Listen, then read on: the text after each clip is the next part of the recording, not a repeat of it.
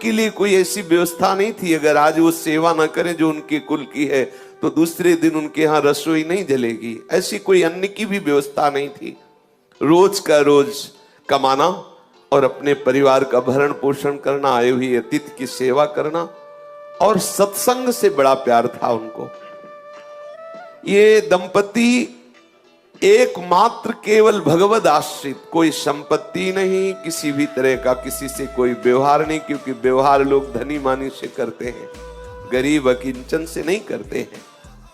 इनके एक लड़का था और ये सदैव अपने कुल की जो सेवा है वो जूता गांठने की, वो बीच बाजार में जाके बैठते, किसी के फटे पुराने जो पादुका है उसको सिलते, या कहीं ऐसा संयोग बन जाता तो नई पादुका बना के बेचते, जो उससे मिलता उससे अपने परिवार का पोषण करते और सत्संग जाते। ये बड़े महिमा की बात है। जब कहीं सत्संग में रुचि होने लगे तो समझ लेना कि अब प्रभु आपके ऊपर बरस पड़े हैं। सत्संग में रुचि होना अर्थात भगवत प्राप्ति का मार्ग खुल गया है, क्योंकि सत्संग सुनने वाले को निश्चित अविद्या का नाश करके भगवत अनुराग की प्राप्ति होती ही होती है। सत्संग से विवेक प्रकट होता है, विवेक जो है मोह का नाश कर देता है। सत्संग में सबसे पीछे जाके बैठते और जो वैष्णव भगवत चर्चा करते, ये उनके मुख की तरफ ताकते रहते। कोई पढ़े लिखे तो थे नहीं, तो जो बात समझ में आती नहीं तो बस सुनते, और जब भगवान नाम कीर्तन होता तो नाचने लगते। उनका साहस भी नहीं हुआ कि उन वैष्णव से कह सके कि आप हमें दीक्षा दीजिए। बस सत्संग में जो नाम कीर्तन होता उसी नाम को उन्हें पकड़ लिया। बस मन में बार बार कृष्ण गोविंद ऐसा बोलते, और एकांत में वो कभी कभी पुकार उठते हृदय से, हे हरि मैं जैसो तैसो तेरो। इतना ही याद हुआ, बस इतना ही। पद नाम से, शास्त्र स्वाध्याय नाम से, बस इतना ही, हरि मैं जैसो तैसो तेरो। और सत्संग में नियमित जाके बैठना, कुछ समझ में आए या ना आए, जब नाम कीर्तन होता तो बड़ा आनंद मिलता। और वही कृष्ण कृष्ण गोविंद गोविंद हरि हरि, और बीच बीच में आ भर के हरि मैं जैसो तैसो तेरो, मैं जैसा हूं वैसा आपका हूं, मैं जैसा हूं हे हरि आपका हूं। तीन प्राणी, स्वयं, पत्नी और पुत्र, जो इस सेवा से उनको अर्थ मिलता, उससे परिवार का पोषण, कोई अतिथि पधारता उस अतिथि की सेवा, और जो सत्संग में जाते हैं नियमित, बस उनके हृदय में एक बात बैठ गई, कैसे इस जगत के मालिक को रिझाऊं। ना तो मेरे में कोई योग्यता है, ना पढ़ा लिखा हूं, ना धन है, ना पवित्रता है, मैं किसी योग्य नहीं, कैसे रिझा। क्या मेरे से कभी प्रभु रीझ सकते हैं? बिल्कुल अनपढ़, कोई शास्त्र का ज्ञान नहीं, कोई पवित्रता का ज्ञान नहीं, कोई पद्धति का ज्ञान नहीं। आप देखिए, प्रभु केवल भक्ति से प्रसन्न होते हैं, जानते भी नहीं हो कि भक्ति किसे कहते हैं। आगे इनके प्रसंग में देखिए, एकदम भोले भाले, जानते भी नहीं कि भगवान की कोई भक्ति भी होती, बस सत्संग में पहुंच जाना। जैसे सत्संग हो रहा है, पहली बार गए, बैठ गए, अच्छा लगा, क्योंकि सत्संग का एक जो वातावरण होता है, कोई कितना भी अज्ञानी विषय जीव हो, उसके हृदय को परम शांति, शीतलता, तभी नींद आ जाती है। अगर वो किसी को नींद ना आती हो तो सत्संग में बैठ जाओ, इंद्रियों को विश्राम मिलता है। भले वो सोच समझ ना हो तो भी उसको विश्राम मिल जाएगा, वो नींद में चला जाएगा।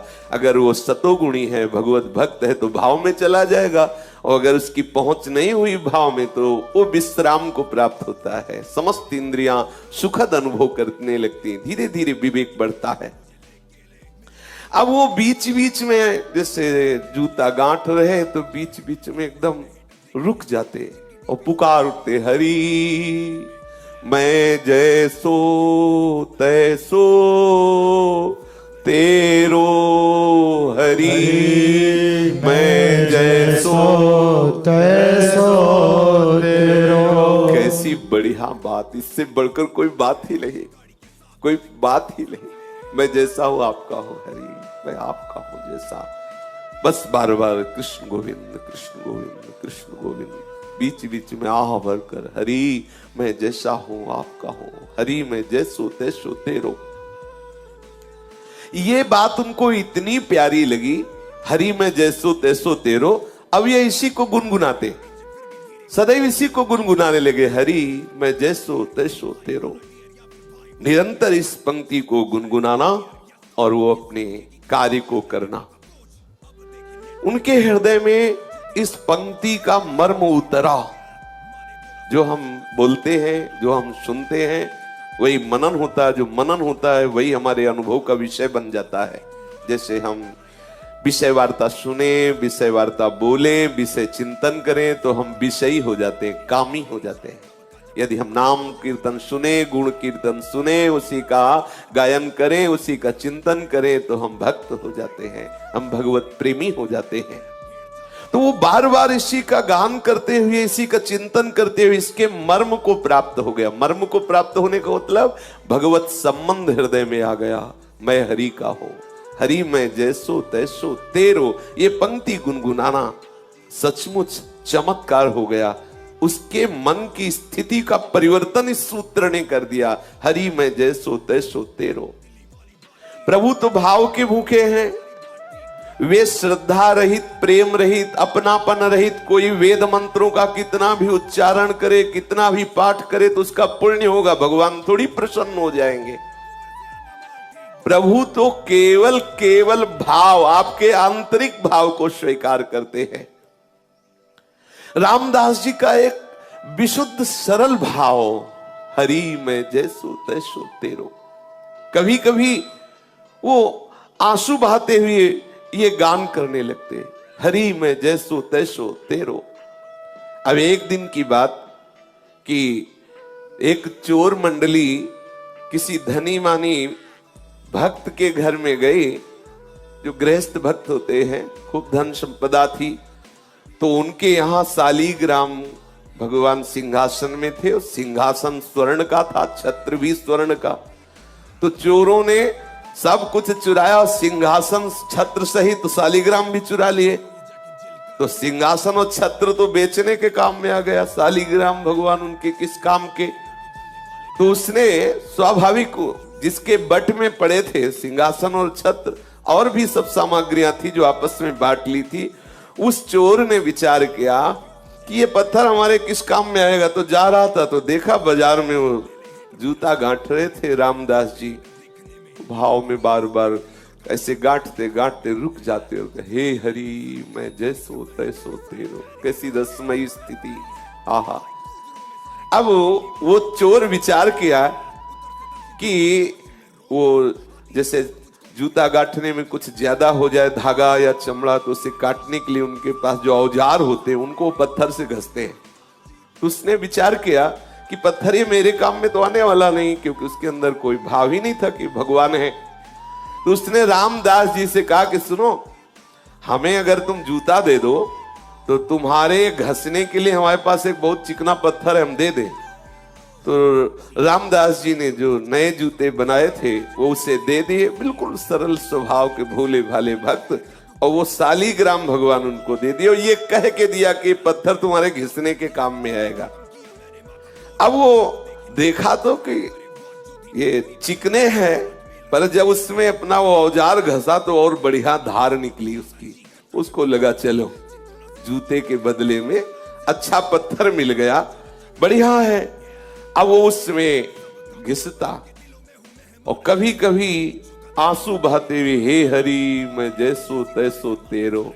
देखो सूक्ष्मता की बात है, उसके आंसू गिरते सालीग्राम में। अब जब जोर से घसना होता तो हाथ में रख के थोड़ी घसते बनता है, फिर वो कुछ और मुद्रा होती है। इसमें स्पष्ट लिखा हुआ है वो मुद्रा, दोनों चरणों के बीच में सालीग्राम जी को फंसा के फिर घसते। आप जरा देखिए भाव का विषय कैसा होता है। अब वो हृदय में बड़ा आनंद मिलता, क्योंकि भगवान चक्र चिन्ह से चिन्हित सालीग्राम भगवान को इससे कोई मतलब नहीं है, ये तो क्या कर रहे हैं, बड़े बड़े रिझवार, बड़े लीला बिहारी है। अब चोर के द्वारा दिए हुए शालिग्राम का यहां ये प्रयोग हो रहा है। दूसरे की पादुका गांठना, उसमें धागा बढ़े तो उससे जो काटते हैं वो यंत्र उनका, उसको उसमें रगड़ते। ये एक दिन कोई पंडित जी उधर अपनी पादुका ठीक कराने आए, तो जब दृष्टि गई तो उन्होंने देखा कि अरे ऐसे शुभ चिन्हों से युक्त, जिसमें चक्र का चिन्ह बना हुआ है, ऐसे चिन्ह से युक्त तो साक्षात शालिग्राम है। ब्राह्मण ने कहा तुम्हारी बुद्धि मारी गई है, ये तुम क्या कर रहे हो? तो उन्होंने कहा अपने पत्थर से अपने औजार की धार निकाल ले। ब्राह्मण समझ गया मूढ़ आदमी, इससे क्या बात करे। तो उनका तुम जितने रुपए चाहो मैं तुम्हें रुपए दूंगा, ये पत्थर हमें दे दो, ये पत्थर हमें बहुत आवश्यक है, दे दो। समझा कि इसको समझाएं कि भगवान है, तो इसके क्या समझ में आएगा जब ऐसी हालत है कि दोनों पैर रखकर फिर इसमें अपना औजार घिसता है। ये तो साक्षात शालिग्राम भगवान है। ब्राह्मण ने सोचा कि जैसे बंदर को हीरा मिल जाए तो क्या जाने, ऐसे क्या जाने बेचारा। उन्होंने कहा कि तुम जितना रुपया चाहो मैं तुम्हें दे सकता हूं, तो ये हमें पत्थर तुम दे दो, मुझे अच्छा लगा, ये पत्थर मुझे दे दो इसलिए मैं ले रहा हूं। अब उसने कहा कि मेरे तो बहुत काम में आए हैं ये पत्थर, लेकिन तुम्हारी इच्छा है तो मैंने ना पैसे दे के लिए हैं और ना तुमसे पैसे लेना है, आप ले जाओ, कोई बात नहीं है। ब्राह्मण ये सुन करके आनंदित हुआ और उसने वो शालिग्राम भगवान ले लिए। ब्राह्मण से कहा कि जो मैं मेहनत करता हूं जूता गांठ करके, उससे जो मिलता है मेरे परिवार का, उससे भरण पोषण होता है, मुझे इस पत्थर के बदले में कोई धन नहीं चाहिए, ले जाओ। कोई मुझे हवेली नहीं बनवानी, कोई मुझे सुख पूर्वक नहीं रहना, क्योंकि अगर सुख पूर्वक रहूंगा तो मैं भूल जाऊंगा प्रभु को, इसीलिए मैं जानबूझ करके उतना ही कमाता हूं जितने से रोज उधर भर जाए। इतना कह करके रामदास जी ने वो पत्थर दे दिया जो शालिग्राम भगवान है। पंडित जी ने देखा दुर्लभ सद्गुणों से युक्त तो शालिग्राम, बड़े आनंदित हुए, घर में आए, सुंदर जल से दुग्ध से अभिषेक कराया, सुंदर सिंहासन में विराजमान किया, षोडशोपचार मंत्रों से पूजन किया और ये विचार किया कि भगवान मेरी इस चेष्टा से प्रसन्न होंगे, क्योंकि वहां क्या सुख पा रहे थे और यहां हम उनको क्या सुख पहुंचा रहे। मंत्रों से उच्चारण करना, पंचामृत से स्नान कराना, तुलसी जी ऊपर विराजमान करना, आदि आदि जो पद्धति से सेवा पूजा है। अब पंडित जी की इस प्रकार की सेवा पूजा से ठाकुर जी असंतुष्ट हो गए। अब लियो कैसे न जाने कौन से गुण पर दया निधि रीझ जाते हैं। आहा, पंडित जी पूरी पूजा विधि जानते थे, पर हृदय से प्रभु के प्रति अपनापन नहीं था, भक्ति नहीं थी, प्रेम नहीं था। और ये अब आप समझ लो किस कोटि के भक्त है, कुछ ज्ञान ही नहीं है, परंतु इनके हृदय में है कि मैं प्रभु का हूं, प्रभु मेरे हैं। कभी कभी आंसू बहाते तो वो आंसू जो शालिग्राम भगवान के ऊपर गिरते, उससे बड़ा पंडित जी का पंचामृत नहीं। और जो आह भर के पुकारते कृष्ण कृष्ण गोविंद गोविंद हे हरि मैं तेरा, इससे बढ़कर वेद मंत्र अच्छे नहीं लगे ठाकुर जी को। ठाकुर जी ने स्वप्न में एक वैष्णव का रूप धारण किया और उन ब्राह्मण से कहा कि तुम सीधे हमको उन रामदास के पास पहुंचा दो। हाँ, कहा कि ये तुम्हारा षोडशोपचार पूजन, ये पंचामृत अभिषेक और ये तुम्हारा सिंहासन में विराजमान करना मुझे बिल्कुल अच्छा नहीं। मुझे उसकी सूखी रोटी और आह भरी पुकार ने खरीद लिया है, मुझे वहीं पहुंचाओ। अब जब स्वयं स्वप्न में भगवान ऐसा आदेश कर रहे हैं तो उसके तो होश उड़ गए ब्राह्मण के, कि हम तो जिसे समझते थे कि वो तो अनपढ़ है, गंवार है, प्रभु इतना उसे प्यार करते हैं। अब हाथ में सुंदर वस्त्र पर शालिग्राम भगवान को लिया और भगवान से कहा कि आपको पता है कि आपके ऊपर वो औजार घिसता है, चंदन तिलक लगाने की बात जाने दो, सिंहासन में विराज वाले पैर रख के आप पे औजार घिसता, तुमको वो पसंद है। और षोडशोपचार पूजन, पंचामृत से स्नान, ये सब। प्रभु ने कहा जब वो आंसू बहाते हुए नाम बोलता है ना, कृष्ण गोविंद हे हरि मैं तेरा। मुझे इतना सुख मिलता है कि वेद मंत्रों से मुझे सुख नहीं मिलता। और जब वो मेरे ऊपर पैर रखता है तो मुझे ऐसा लगता है वो आत्मसमर्पण कर रहा है पूरा। ये यही है, इनसे कौन पार पावे? सर्वलोक महेश्वर जितने भी ज्ञान के सूत्र हैं सब इन्हीं से प्रकट हुए। इनसे कोई पंडित क्या पार पा सकता है? बोले जब वो चरण रखता है, दबाता है चरण से ऐसे, तो मुझे लगता है कि पूरा अपने आप को समर्पित कर रहा है, आत्मसमर्पण कर रहा है। मुझे बहुत सुख मिलता है। तुम्हारे चंदन और कस्तूरी के लेप और इत्र से मुझे जो सुख नहीं मिलता, उसके घसने से सुख मिलता है। अब राजी, आप राजी तो फिर किसकी क्या बस चले? ठाकुर जी राजी। अब वो जो ब्राह्मण था, जिसको एक गर्व था कि मैं ऊंचे कुल में हूं और मैं पूजा का विधान जानता हूं, मेरी दासता से, मेरी पूजा से शालिग्राम भगवान प्रसन्न हो जाएंगे। आज वो बहुत दैन्य हुआ कि मेरे दुर्भाग्य की आज तक मुझे वो प्राप्त नहीं हुआ जो रामदास को प्राप्त है, क्योंकि स्वयं ठाकुर जी वहां जाना चाहते हैं। ये विचार करके शालिग्राम को लेकर के रामदास जी के घर जाना निश्चय किया उसने, और मन में बहुत जलता जा रहा था कि मैं ब्राह्मण तो हूं लेकिन आडंबरी हूं। मेरे अंदर वो बात नहीं आई जो उस दैन्य भक्त रामदास के हृदय में आई। बार बार शालिग्राम को हृदय से लगा के विकल होकर कहने, देखो ये है किसी भी तरह से भक्त का संग हो जाए, किसी भी तरह। ये रामदास जी के दर्शन की, देखो ये दर्शन का प्रभाव। अब वो दैन्य होके जा रहा है, क्या प्रभु कभी मेरे भी हृदय में भाव आएगा? जैसी रामदास की भक्ति से आप प्रसन्न, क्या कभी मेरे अंदर भी भक्ति आएगी? मेरी पूजा आपको पसंद नहीं तो प्रभु मेरे को भाव दे दो, जिससे मैं रामदास जी जैसी भक्ति कर सकूं। अब आई बात, ये जो ब्रह्मणत्व का अभिमान, वेद ज्ञान का अभिमान धूर धूषित हो गया। इसीलिए लिखा है, तिनकी संगति रहत जाति कुल मद सब नंसई। भगवत प्रेमी महात्मा का संग होते ही जाति का अभिमान, कुल का अभिमान, विद्वता का अभिमान, ये सब नष्ट होने लगे। देखो नष्ट हुआ अभिमान। अब वो डरा हुआ सा ब्राह्मण शालिग्राम भगवान को एक कपड़े में रख करके रामदास जी के घर आया और देखा तो होश उड़ गए।